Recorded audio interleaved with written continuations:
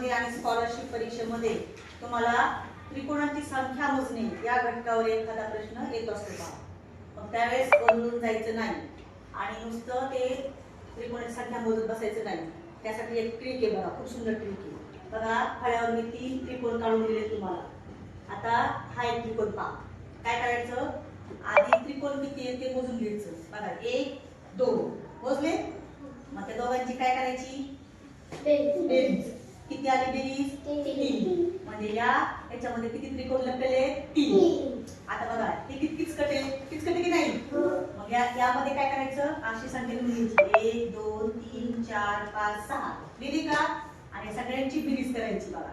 किती आली बेरीज? 21. बघा 2 1 3 3 3 6 6 4 10 10 5 15 आणि 15 6 21. आलं उत्तर 21. म्हणजे या त्रिकोणामध्ये किती त्रिकोण आहेत? 21. किती? 21. आता हे बघू आपण.